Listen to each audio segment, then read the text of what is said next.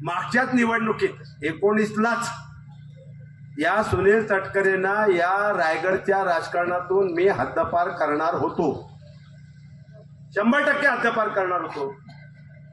पण त्यांची हद्दपारी वाचवली कुणी? त्यांची हद्दपारी वाचवली जयंतभाई पाटलांनी शेका पक्षाच्या. त्याची हद्दपारी शेका पक्षाच्या जयंतभाई पाटलांनी वाचवली. माहिती आहे का? माहिती आहे का? कळतंय का मी काय मी वेगळा विषय सांगतोय. मी कोणाला हद्दपार करायला निघालो होतो? त्याची हद्दपारी वाचवली जयंतभाई पाटलांनी. आणि मग हे हद्दपारी वाचवण्याचं पाप जयंतभाई पाटलांनी केलं म्हणून त्याने जयंतभाई पाटलांच्याच पाठीत खंजीर खुपसला ना. मला वाटत नाही कळतंय का मी काय सांगतोय. पण रिस्पॉन्स नाही मिळत, प्रतिसाद नाही मिळत आहे.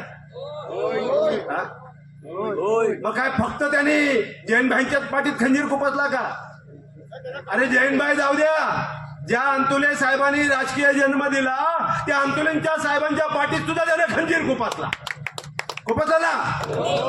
आणि त्यानंतर ज्या शरद पवार साहेबांनी मोठं केलं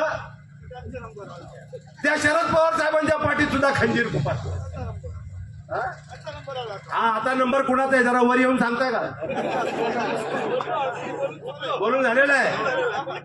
मग अशा विश्वासघातक्याला तुम्ही या लोकसभेच्या निवडणुकीत मतदान करणार का?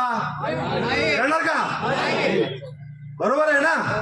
अरे ज्या राजकीय जन्म दिला त्या अंतुलींचा तो झाला नाही, ज्या शरद पवार साहेबांनी एवढं मोठं केलं त्या शरद पवार साहेबांचा तो झाला नाही. मागच्या निवडणुकीत त्याची हद्दपारी ज्या जयंतभाई पाटलांनी वाचवली त्या जयंतभाई पाटलांचा झाला नाही, तो तुमचा काय होईल? होईल का तुमचा? होऊ शकतो का? देधडक बेधडक वृत्त देणाऱ्या आपल्या शिवसत्ता टाइम्स न्यूज चॅनलला लाल बटन दाबून सबस्क्राईब करा आणि बेल आयकॉनला क्लिक करायला विसरू नका.